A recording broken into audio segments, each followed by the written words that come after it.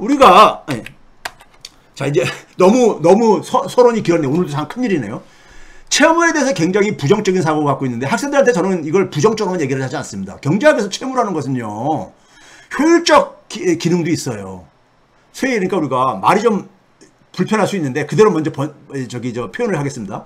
시점간 자원을 효율적으로 배분을 시켜준다 이런 말을 해요. 이게 무슨 얘기냐면요. 자 우리가 5월달이 지난달이 5월달이었었어요. 5월달 같은 경우는 가정의 달이잖아요. 우리나라 사회에서는요. 가정의 달이잖아요. 어린아이들이 있고 부모님들이 대부분의 가정들은 어린아이들이나 부모님들이 있잖아요. 그러다 보니까는 5월달이면은 어찌됐든 간에 1년 내내 효도를 안 하다가도 1년 내내 아이들에 대해서 별로 생각을 안 하다가도 5월달이 되게 되면은 뭐라도 좀 그래도 어른들이 해야 되는 어떤 의무감을 느끼잖아요. 그래서 부모님들한테도 그러니까 용돈이라도 좀 드려야 되고 아이들한테도 그러니까 좀 뭔가 그러니까는 잔치를 베풀어 줘야 되고 선물로 줘야 될 것 같고 이런 걸 느끼잖아요. 그러다 보니까 5월달 가정의 달은 뭡니까? 지출이 평상시 달보다 4월달이나 6월달보다 많이 들어갈 수밖에 없죠. 추가 평상시보다 안 들어가는 돈이니까 지출될 수밖에 없잖아요. 근데 수입은 근데 5월달이라고 해서 더 생기는 게 아니잖아요. 지출이 다 늘어나는 만큼 그러니까 수입도 그러니까 그 고무줄처럼 늘어나가지고 늘어난다면 얼마나 좋겠어요. 근데 수입은 내가 안 늘어났어. 내가 한 달 수입이 300이야. 근데 4월달이나 6월달에 평상시에는 그러니까 그걸 가지고 한 280은 그러니까 내가 쓰고 20은 저축을 하고 이렇게 살았어. 근데 5월달에 보니까는 나가야 될 돈이 한 330이 나가. 330이 나가겠어. 부모님한테 용돈도 드려야 되겠고 아이들한테도 뭘 하려니까는. 근데 이렇게 되면 내가 30이면 적자가 생기는 거잖아요. 그 다음에 20을 저축을 하려는 것도 못하게 되는 거잖아. 그럼 나 이거 못해. 이렇게는 돈 못 써. 해가지고 평상시처럼 280만 써야 되겠어. 하게 되면 어떻게 습니까? 집안이 우울해지죠. 뭔가 본인들도 그러니까는 본인들도 뭔가 하여간 우울하죠. 자기가 할 일을 못한 것 같아가지고요. 그렇죠? 그럼 사람들은 어떻게 합니까? 330을 지출을 하잖아요. 대부분이. 그러니까요. 어떻게 해서요? 30을 그러니까 땡겨 쓰는 거죠. 카드론을 좀 쓰던지, 하여간 뭘 하든지 간에 땡겨 쓰잖아요. 그렇게 하고 어떻게 합니까? 그 다음에 나머지 다른 거니까 좀 더 허리띠를 졸라매야 되겠죠. 허리띠를 졸라매가지고 맞추려고 할 게 아닙니까? 그런데 이거를 그러니까는, 나는 빚지고는 못 살아. 해가지고, 5월달에도 난 그러니까 280만 쓸 거야. 해가지고 쓰게 되게 되면 어떻습니까? 그게 그러니까 과연 그러니까는 행복할까요? 아니면은 그러니까는 5월달에 330을 쓰고 나머지 달에다가 그러니까 조금 더 허리띠를 졸라매가지고 이렇게 하는 게 더 나을까요? 전자가 아무래도 낫겠죠. 모두가 그러니까는 구성원들이 모두가 그러니까는 행복하려면은 그렇죠? 그런 점에서 그러니까는 채무라는 것은 그렇게 부정적인 의미가 있는 게 아닙니다. 기업도 마찬가지죠. 기업도 그러니까는 타이밍이 필요합니다. 타이밍. 투자의 타이밍이란 말이 있죠. 지금 투자를 어떤 사업이 딱 나왔는데 투자를 해야 되겠는데 끌고 모을 돈이 보니까 이 투자장을 마련이 안 돼. 그럼 어떻게 되겠습니까? 빚을 져야죠. 빚을 져야지 더. 그 타이밍을 놓쳐가지고 그러니까 중요한 사업을 사업기회를 놓쳐가지고 생기는 손실보다는 빚을 땡겨가지고 하는 것이 길게 봤을 때는 더 이익이 된다는 얘기 아닙니까? 그런 점에서 채무는 그러니까 우리가 긍정적인 기능도 합니다. 긍정적인 기능도 해요. 그렇죠? 자, 이런 거를 얘기를 해줘요, 학생들한테요. 그럼 다 얘기를 해줘야 되니까. 부정적으로 얘기하면 안 되니까요. 그럼에도 불구하고 국가 채무라는 것은 미래 세대의 부담이라는 인식이 존재하고 있죠. 1년 전에 비해서 막 98조, 거의 100조 원이 증가했어요. 지난해 1년 동안에요. 윤석열 정권에서 사실상. 이러면서 국가 채무 타령하고 앉아있는 정권이야. 근데 우리가 채무라는 건 뭡니까? 자산의 한 부분입니다. 자산은 그러니까 우리가 채무하고 자기 자본으로, 부채하고 자기 자본으로 구성되잖아요. 그러니까 부채가 있는 사람들은 대부분이 뭐냐면은 부채가 있는 사람들은 뭡니까요? 자산이 그러니까 부채보다 많습니다. 부채보다 자산이 많지요. 부채가 자산의 일부분이니까요. 그런데 이 자산은 별로 얘기를 안 해요. 우리나라 국가 자산은 2836조 원이에요. 지난해 말에요. 채무는 1069조 원인데 그러면 자기 부모님이 돌아가시면서 자기한테 10억짜리 그러니까는 아파트를 물려주는데 10억짜리 아파트를 물려주는데 거기에 보니까 은행 대출이 한 5억 원이 끼어 있어. 그러면 이게 5억 원만 이게 부담으로 생각하면은 이거 물려받지 말아야지. 근데 10억 원짜리 아파트를 물려받으면서 5억 원 그러니까 이 빚 때문에 안 물려받을 사람이 어디 있습니까? 그렇죠? 그런데 이거를 우리나라의 부패 언론들은 그 다음에 그 윤석열 정권 같은 경우는 부채 규모만 그렇게 주구장창 강조하면서 얘기 떠드는 거 아닙니까? 자산도 계속 증가하는 건 얘기를 안 해줘요. 자산. 예? 나 대한민국 국민 포기할래. 나 이거 감당하기 싫어서. 예? 이 부채만 생각하면 그런 마음이 들지요. 그런 마음이 들 게 아니에요. 근데 자산이 그것에 거의 3배가 있단 말이에요. 자산 규모가 3배나 된단 말이에요. 예? 이게 그러니까 이런 감정, 이런 것을 국민들도 제대로 모르고, 그리고 이것을 그러니까 제대로 감추면서 얘기를 하다 보니까는 부정적으로 이거를 포장을 해가지고 막 하는 거예요. 그 다음에 가짜 뉴스를 거기다가 이제 그러니까 결합시켜가지고요. 결정적인 건 뭐냐? 국가 채무하고 민간 채무는 기본적으로 달라요. 성격이요. 기본적으로 다릅니다. 국가 채무와 민간 채무는요. 기본적으로 잘 달라요. 그러면서 제가 학생들한테 보여준 게 뭐냐면요. 자, 이거 지난번에 한번 제가 보여드렸을 거예요. 올해 5월 달에 이런 기사가 해외에 보도가 됐었어요. 폴 크루그만이라고 미국 경제학자 있잖아요. 노벨상 받은, 예? 금융위에 받은 사람 있잖아요. 이 사람이 뉴욕타임스에 칼럼을 쓰면서 거기서 뭐라고 하겠습니까요? 당시에 미국 연방정부의 부채 한도를 증액하는 거 가지고 공화당하고 막 줄다리기 할 때란 말이에요. 그러니까 미국 정부의 부채가 31조 한 4천억 달러 됐는데 그 반올리면 한 31조 달러 원금을 갚지 않아도 된다 이런 얘기를 했어요. 하도 이거 가지고 공화당에서 일반 국민들도 이거 가지고 그러니까는 막 뭐라 그러니까는, 예? 이걸 우리나라에서 언론에서 그대로 보도한 거예요. 크루그만이 원금은 그러니까 정부의 부채 중에 원금은 상환하지 않아도 된다 이런 얘기를 했다고. 근데 이 기사를 학생들한테 보여줬어요.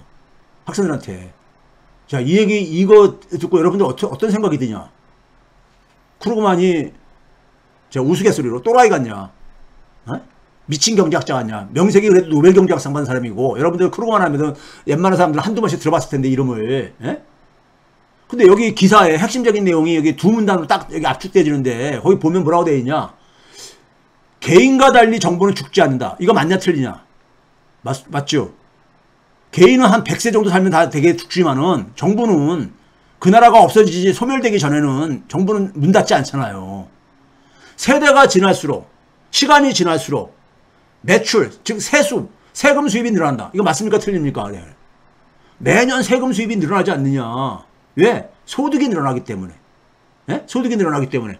경제가 일반적으로 대개가 성장하기 때문에. 경제 성장률이 마이너스 떨어지는 극단적인 경우도 있지만 대체적으로 보되면 이게 늘어나니까는 세금 수입도 늘어나지 않느냐. 맞느냐 틀리냐. 맞습니다. 그 다음에 이제 뭐라 하냐면 정부는 부채의 이자를 갚고 만기가 돌아오면 새로운 채권을 발행해 원금을 갚는 서비스는 해야 하지만 그것이 원금을 갚는 것을 의미하지 않는다. 이런 얘기를 했어요. 이 말은 맞는 거 같냐 틀린 거 같냐. 이건 자꾸 거기를 갸우뚱해. 예? 정부가 그러니까 쉽게 얘기해서 이게 무슨 얘기냐. 원금을 상환을 해야 됐다가 돌아왔어. 만기가 돌아왔어. 그럼 어떻게 하면 된다는 얘기냐? 차환, 돌려받기 하면 된다는 얘기예요. 새로운 채권을 발행을 해가지고 기존의 채무를 상환하면 된다 이거예요. 이자만 갚고, 이자는 갚아야 되죠 당연히요. 예? 그 채권을 투자한 사람한테, 소유한 사람한테 이자는 갚아온 거고. 근데 원금은 그러니까는 새로운 채권을 찍어서 상환하면 된다 이거. 이게 맞느냐 틀리냐. 자, 그 다음에 제가 이 비슷한 기사를 또 하나 보여줍니다. 작년 1년 전에 아베가 죽기 전에 이런 얘기를 했어요. 일본의 중앙은행인 일본은행은 정부의 자회사다. 일본이 정부가 가지고 있는 1000조 원이 넘는 이 빚을 안 갚아도 된다. 크루그만하고 똑같은 얘기를 했단 말이에요. 1년 전에요. 예? 했어요. 그러면서 뭐냐면 조금 더 친절하게 뭐라 했냐면은 일본의 국가부채 1000조엔의 절반은 일본은행이 사주고 있다. 일본은행, 일본 중앙은행이라는 얘기죠. 뱅크 오브 재팬이요. 중앙은행이 기본적으로 그러니까는 정부의 부채를 사주고 있다 이거예요. 그렇다는 얘기는 뭐냐면은 지금 절반까지 50%를 넘어섰거든요. 50%, 70%면 왜 안 되는 거야? 예? 안 되는 거냐? 뭐 이런 얘기죠. 그러니까요. 그래서 일본은행은 정부의 자회사이므로 만기가 오더라도 상환하지 않고 차환하면 된다. 쿠르마랑 똑같은 얘기잖아요. 걱정할 필요가 없다. 그러기 때문에. 예? 이런 얘기 했어요. 쿠르마라고 아베는 정치인이기 때문에 못 믿겠고, 쿠르만 얘기한 거는, 권위가 있는 경제학자인데, 명색이, 설마 거짓말을 하겠어? 그래서 제가 만약에 쿠르만과 비슷한 얘기 하게 되면 한국에서 어떤 일이 일어나는지 아느냐? 제가 그래요. 학생들한테요. 최 교수가 그냥 포퓰리즘적인 얘기를 하고 앉았다고 하면서 막 조선일보 같은 데서 막 그냥 엄청나게, 공격하고 막 그럴 거다. 비난하고. 근데 쿠르만에 대해서는 조선일보에서 아무 소리도 안 해. 조중동에서. 아무 소리도 안 해. 왜? 쿠르만의 권위에 눌려가지고 아무 소리도 못 해. 아베가 얘기한 것에 대해서도 아무 비판도 안 해. 그냥 보도만 할 뿐이지. 예? 보도만 할 뿐이지. 이런 게 어딨어. 거기다가 국내 경제학자들도 제대로 이거 비판하는 사람 못 봤어요. 제가 볼 때는요. 이거 비판할 수 없습니다. 맞는 얘기거든. 그럼 학생들한테 그래요. 학생들은 그래도 교수님 미국하고 일본은 거의 기축통화 내지는 준기축통화 국가라서 하는, 제가 그러면 그래요. 여기에 지금 기축통화라는 말에 기자라도 들어가는 게 있느냐 그런 얘기네요. 쿠르만이 원금을 상하지 않아도 된다는 얘기에 기축통화 기자가 포함되냐. 일본 아베가 얘기할 때 기축통화 기자라도 들어가냐 이거야. 그거하고 아무 관련이 없는 얘기를 지금 하고 있는 거 아니냐. 일단 이걸 보게 되면, 기사를 보게 되면은, 자, 이걸 딱 보여줘요. 예? 보여주면서 하는 얘기가 뭐냐면, 그 다음에 얘기하는 게 뭐냐면, 자, 국가채무라는 것을, 먼저 이제 제가, 이거 저 뒤에다 배치를 했나 보네요. 국가채무는 제가 이제 왜 그렇습니까요? 중앙은행이라는 것은 각 국가의 중앙은행, 제가 여러 번 얘기했잖아요. 영란은행이니까 중앙은행의 하나의, 그러니까 이 롤모델처럼 얘기를 하는데, 중앙은행이라는 것은 우리가 경제학 책에 보게 되면은 정부의 은행이라고 되어 있어요. 정부의 은행. 영란은행의 홈페이지에 들어가게 되면요, 지금도 영란은행은 정부의 은행으로 만들어졌다. 정부의 은행 역할을 하라고 만들어졌다. 이렇게 돼 있어요, 지금도요. 예? 정부의 은행. 예? 중앙은행은 뭐 하는 데입니까요? 돈을 찍어낼 수 있는, 중앙은행의 가장 커다란 권력은 뭐예요? 돈을 찍어낼 수 있는 발권력이잖아요.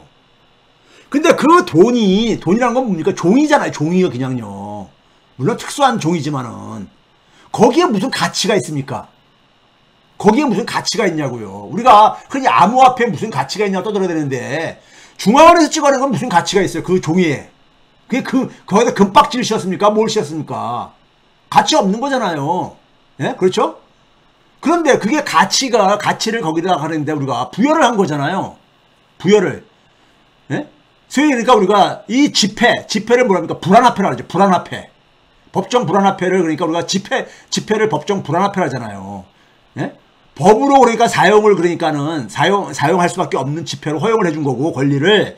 불안화폐라는 건 뭐예요? 실질적인 가치가 있는, 금 같은 실질적인 가치로 교환해 주지 않는 화폐라는 얘기잖아요.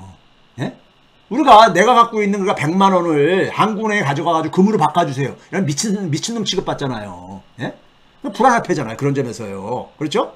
근데 이 불안화폐가 근데 가치를 부여받게 된 건 뭐예요? 정부가 보증해 준 거잖아요. 그 가치에 대해서. 정부가 그러니까 무슨 능력으로 그걸 보증을 해줘요? 대통령이 보증한 거 아니잖아요.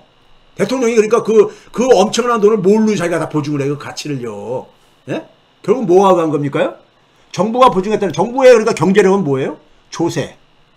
정부의 수입인 조세잖아요. 그래서 아까 크루그만이 세수는 줄어들지 않는다 했잖아요. 그 세수를 얘기를 한 겁니다. 예? 세금 수입이 정부의 경제력이잖아요. 마르지 않는 셈이잖아요. 그렇죠? 정부의 경제력을 가지고 그 가치를 뒷받침하는 거잖아요. 결국은 뭐예요? 세금은 누가 내는 거예요? 국민들이 내는 것이고, 국민들이 그러니까는 모두가 함께 그 가치를 보증을 해가지고 그 지폐가 그러니까는 가치를 갖고선 융통이 되어지는 거잖아요. 네? 정부는 단지 이걸로 그러니까는 세금을 납부하게 한 거잖아요. 다른 화폐를 납부하지 못하게 하고. 네? 중앙은행한테 그러니까 그 찍어낼 수 있는 권리는 누가 준 거예요? 정부가 준 거잖아요. 정부가. 그러니까 정부의 자회사라는 말 맞지요. 사실 아베가 얘기한 게. 이게 틀린 말이 아닌 거예요. 그러니까 그런 돈을 찍어낼 권리를 줬는데, 당연히 정부한테 그러니까 돈을 그러니까는 그 발행을 해가지고 가장 먼저 누구한테 그거를 지원을 해줘야 돼요? 정부지요. 정부한테. 지원해줘야 되는 거죠. 그렇기 때문에 정부 은행으로 만들어진 거 맞아요. 맞는 거예요, 이게요. 영란은행의 홈페이지가 많이도 그렇게 돼 있다니까요. 공제와 교과서도 그렇게 돼 있고요. 자, 이 얘기는 좀 뒤에서 다시 또 하고요. 먼저 용어 정리를 할게요. 오늘 이제 국가채무하고 국가채무 60%, 그 다음에 재정적자 3%가 마이너스 3%가 나왔기 때문에 채무하고 적자의 용어부터 먼저 여러분들에게 정리를 할게요. 자, 채무는 우리가 경제학 처음 배우는 학생들한테 이 용어를 갈 때 절약 개념과 유랑 개념을 꼭 소개를 합니다. 우리가 사용하는 많은 경제적인 용어는 크게 그러니까 여러 가지로 구분할 수 있지만 기준에 따라서 한 가지 기준이 뭐냐면 절약 개념이냐 유랑 개념이냐. 절약이라는 건 스탁, 쌓인 거라는 저자가 뭐냐면 저수지에 저장할 때 저자거든요. 그러니까 우리가 저수지에 고여있는 물, 제가 이제 이런 식으로 많은 비유를 하거든요. 비유를. 저수지에 있는 고여있는 물은 그 물은 어디서 온 거냐? 예? 했을 때 올해 내린 빗물도 있을 것이고요. 올해 내린 빗물이 다냐? 그러면 아니요. 작년, 재작년, 이거 10년 전에 내린 물이 거기 쌓여있을 게 아니냐. 쌓인 물 아니냐. 그러니까, 네, 그렇습니다. 그래. 그러면 그 쌓인 물 중에서는 일부는 그러니까 증발되는 것도 있지 않냐. 해가 쨍쨍 뜨고 오를 때는. 네. 그리고 새로 내린 빗물이 또 유입되는 게 있지 않겠느냐. 네, 그래. 그럼 새로 들어가는 그 빗물이 바로 뭐냐? 유량. 흐를 유자죠. 흘러 들어간 양이고, 저량은 뭐예요? 그런 것들이 그러니까 수십 년간, 수백 년간 쌓인 물의 양이죠. 일부는 그러니까는 증발됐지만은. 채무라는 것은 뭐냐? 이게 저량이다 이겁니다. 쌓인 거죠. 자, 5월 달에 아까 예를 들어서 내 수입이 300인데 330을 지출했어. 그럼 적자가 30이 생긴 거잖아요. 네? 이 적자를 그러니까는 만약에 그 다음 달 6월 달, 7월 달부터 해서 12월 달까지 나눠서 그러니까 이것을 지출을 줄이지 않으면은 이게 빚으로 남는 거죠. 그렇죠? 빚으로 남는 거잖아요. 그게 채무가 되는 거잖아요. 가계에 의해요. 그렇죠? 그 채무는 저량이고 적자는 유량이다. 그리고 국가 채무는 뭐라 그랬었어요? 국가 채무는 IMF 정할 때 중앙정부 채무하고 지방정부의 순채무라는 것은 지방정부의 재산을 그러니까 자기가 갖고 있는 재산도 있을 게 아닙니까? 수입도 그걸 뺀 거죠. 그러니까요. 예? 그 다음에 재정적자의 기준은 통합재정수지, 관리재정수지, 기초재정수지 등으로 다양한 재정수지를 나눌 수 있는데 통합재정수지는 뭐라 했었어요? 말 그대로 정부의 모든 수입과 지출을 정리한 거예요. 수입과 지출을. 예? 그러니까 여기에는 뭐냐면 정부에 들어오는 기금들, 아까 얘기했듯이 4대 보장성 기금, 그걸로 들어오잖아요. 연금 수입이라든가, 연금 지출로 나가기도 하고, 건강보험료로 들어오기도 하고, 수입이 들어오기도 하고, 나가기도 하고 그러잖아요. 이런 것들을 그러니까 다 합친 겁니다. 통합재정수지는요. 관리재정수지는 거기서 뭐냐면 4의 보장성으로 기금에서 생긴 수입과 지출은 뺀 거예요. 그 다음에 오늘 소개할 거는 기초재정수지입니다. 통합재정수지하고 관리재정수지를 많이 들었을 거예요. 기초재정수지. 기초재정수지라는 것은 재정수지에서 말 그대로 기초가 되어지는 수입과 지출이라는 얘기예요. 이건 무슨 얘기겠습니까? 정부가 빚을 지고 있게 되면은 정부가 그 빚에 대해서 그러니까 이자를 갚아야 되잖아요. 이자를. 그렇죠? 그 이자 비용으로도 나가잖아요. 지출이 나가잖아요. 이자 비용으로도 지출이 나가. 정부가 나가는 지출 중에는 이자 비용도 있는 거예요. 네? 그렇죠? 근데 그 이자 비용만을 빼고 수입과 지출을 정리한 게 기초재정수지입니다. 기초재정수지인 거예요. 무슨 말인지 아시겠습니까? 그러니까 통합재정수지에서 이자 비용으로 나가는 거, 물론 이자로 그러니까 들어오는 수입도 있습니다. 그러니까 이자 비용으로, 근데 되게 나가는 게 더 많죠. 이자 비용으로 국가의 채무가 많다 보면은요. 그러니까 그런 점에서 이 통합재정수지가 IMF가 얘기하는 재정수지를 삼는 거예요. 왜? 어떤 나라는 통합재정수지가 관리재정수지보다 더 나은 나라도 있고, 어떤 나라는 거꾸로 관리재정수지가 더 높은 나라도 있거든요. 그러다 보니까는 가장 그러니까는 우리가 보편적으로 생각할 수 있는 게 정부에 그러니까 들어온 돈과 나간 돈을 정리한 통합재정수지로 IMF가 정부 재정은 이걸로 그러니까 판단하고 있어요. 그런데 우리나라 이 기재부들은 정부가 선출 권력에 돈을 못 쓰게 하기 위해서 가장 그러니까는 이 불리한, 가장 그러니까 정부가 돈을 적게 쓸 수 있게 하는 거, 관리재정수지를 그러니까 고집피우는 겁니다. 관리재정수지를 고집피우는 거예요. 예? 이거예요. 이유가 이거 하나예요. 어떤 나라는 그러니까는 근데 관리재정수지가 우리나라는 통합재정수지보다 더 그러니까는 이 재정 적자가 커요. 통합재정수지 적자보다도. 예? 그럼 뭐예요? 4대 사회보장성 기금액이 아직도 수입이 지출보다 크다는 얘기인 겁니다. 예? 크다는 얘기야. 근데 어떤 나라는 이게 그렇지도 않은 나라가 있거든요. 정반대인 경우도 있거든요. 예? 그러다 보니까 이 기재부가 자기들한테 유리한 기준으로 관리재정 수준으로 가는 거예요. IMF에서 통합재정 수준 쓰라 그랬는데. 예? 자, 그 다음에 자, 오늘의 핵심입니다. 아, 오늘의 핵심 얘기하기 위해서 너무 많이 시간을 낭비했네요. 뒤에 자료들은 좀 빨리 봐야 되겠습니다. 국가 채무 수준이 악화하지 않을 조건. 이거는 재정학을 전공한 사람들은 재정학을 전공 안 해도요. 기본적으로 이거는 산수 실력만 필요하면 이해할 수 있는 거기 때문에요. 국가 채무 수준이 악화하지 않을 조건. 국가 채무라는 것은 우리가 대개 뭡니까요? 소득 대비로 그러니까 부자가 제가 학생들한테 그래요. 여러분하고 나하고 빚을 감당할 능력은 누가 더 있느냐? 1000만원 빚이 있어. 나도 1000만원 빚이 있고 여러분도 1000만원 빚이 있어. 그럼 누가 그 1000만원을 감당할 능력이 크냐? 그러면 당연히 교수님이죠. 왜 그러냐면 교수님이 그것을 상환할 소득 능력이 있으니까. 자기들은 소득 능력이 아르바이트나 해가지고 그게 부담 너무 힘드니까. 그럼 거기서처럼 국가 채무 수준을 얘기할 때는 되게 보면 우리가 한 나라 단위에서 얘기하는 거기 때문에 GDP 대비로 얘기를 하는 겁니다. GDP 대비. 한 나라의 소득이라는 것은 GDP가 우리가 가장 일반적으로 쓰는 기준이기 때문에 GDP로 가는 거죠. GDP로요. 예? 이건 뭐 국민 총소득인 GNL에서도 사실은 상관없는데 GDP를 일반 쓰기 때문에요.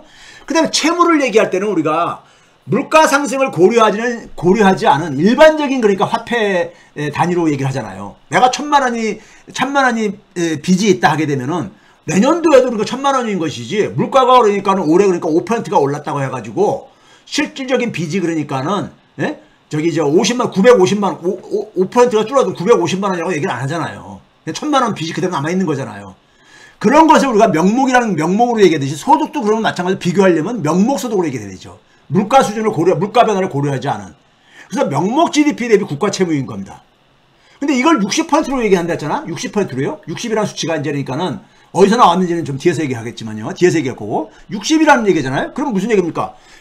우리나라의 GDP가 만약에 100이라고 해보세요. 계산을 간단하게 해서. 그럼 60%라는 얘기는 뭐예요? 채무액이 60이라는 얘기잖아요. 100의 60%는 60이니까요. 그렇죠? 그러면은 그 나라의 채무가 증가하지 않으려면 어떻게 하면 되겠습니까요? 자, 그 나라가 예를 들어서 그러니까 경제 성장을 해요. 그러니까 자, 작년에 그러니까 우리가 국가 소득이 100이었었고 빚이 60이었었어. 그럼 올해 그러니까 국가 채무가 60%가 더 증가하지 않으려면 어떻게 하면 되겠습니까요? 자, 올해 소득이 그러니까 증가할 게 아닙니까? 증가하는데 예를 들어서 계산을 쉽게 하게 해서 한 5%가 증가했다고 가정을 합시다. 올해요. 그럼 얼마가 되는 겁니까? 100 곱하기 1.05가 되는 거잖아요. 5%가 증가하면 5가 증가하는 거잖아요. 그러니까 105가 되는 거잖아요. 원래 소득 100에다가 5%가 있는 5가 증가했으니까 105가 되는 거잖아요. 예? 그렇죠? 그러니까 1년 후에는 그러니까 105가 되는 거잖아요. 명목 GDP가요. 그 다음에 이제 뭡니까요? 나갈 돈은 뭐가 되겠습니까요? 우리가 지금 빚이 얼마가 됐었어요? 60이 따랐잖아요. 60이요. 그렇죠? 이 60이 그냥 빚으로 그냥 이게 넘어오는 거고, 거기다가 또 이제 우리가 뭐가 나가겠습니까? 이자 비용이 나갈 게 아닙니까? 그 빚을 1년 동안 갚아야 되는 이자가 나갈 게 아닙니까? 예? 그게 평균 조달금리죠. 평균 조달금리니까요. 돈을 빌리는데, 그러니까 정부가 돈을 빌리는데 들어간 금리를 적용할 게 아닙니까? 그게 만약에 5%라고 해보세요. 5%라고 하게 되면은 전체 그러니까는 빚이 얼마로 늘어나는 겁니까? 자기가 그러니까 필요한 돈이 얼마가 되는 겁니까? 빚이요. 원금 부채인 60에다가 이자가 5%면 60에 대해서 5%면 얼마입니까? 5, 6이 30에서 3이잖아요. 3. 그럼 합하게 되면 63이잖아요. 예? 63. 그렇죠? 그 다음에 정부의 그러니까 재정의 수익과 지출은 그냥 또이또이가 됐어요. 또이또이란 말을 써서 죄송합니다. 예? 균형이 됐어. 라고 가정을 합시다. 그 부분을 일단 좀 제외를 하기 위해서요. 그러면은 분모가 아까 뭐라 해서 소득이요. 100에서 그러니까 5가 증가한 105가 되고 분자인 채무가 그러니까 정부가 그러니까 상환해야 될 돈이 원금 60에다가 이자 비용 3을 더해가 63 되잖아요. 63 나누기 105를 해보세요. 63 나누기 105를 해보시라고. 그럼 뭐가 나옵니까? 정확하게 60% 나옵니다. 0.6이 되어져요. 이거는 그러니까 산수 계산으로 보더라도 보게 되면 똑같잖아요. 여기 보게 되면은 GDP하고 이전 연도 국가 채무액이 한 다음에 오른쪽에 가로로 친 거 가로친 게 1 플러스 경상성장률. 경상성장률이라는 게 뭐냐면요. 물가 수준은 물가 변화를 고려하지 않은 성장률인 겁니다. 그러니까 인플레이션이 심하면 심할수록 성장률이 높아져요. 일반적으로요. 예? 물가가 그만큼 높아졌으니까는. 가격이 똑같은 생산을 했어도 가격이 높아졌으니까요. 경상성장률은 높아지죠. 경상성장률만 5%라고 아까 가정했던 것이고요. 그 다음에 평균 조달금리가 5%면은 가로 안에 있는 1 플러스 5%나 분모에 있는 1 플러스 5%나 똑같은 수치잖아요. 이게 서로 지워지는 거잖아. 그러면 GDP분에 그냥 60이 남는 거잖아요. 그러니까 왼쪽하고 똑같은 거잖아요. 산수적으로 보게 되면요. 그러니까 조달금리하고 성장률이 똑같으면요. 국가채무는 안 증가합니다. 국가채무는 안 증가해. 그러면 결국은 뭡니까요? 국가채무가 그러니까는 줄어들기 위해서는 어떻다는 얘기입니까? 성장률이 그러니까 조달금리보다 높으면은 국가채무는 줄어들어요. 근데 성장률이 금리보다 낮으면은 국가채무는 늘어날 수밖에 없는 거죠. 늘어날 수밖에 없는 거예요. 이거 아주 단순한 산식입니다.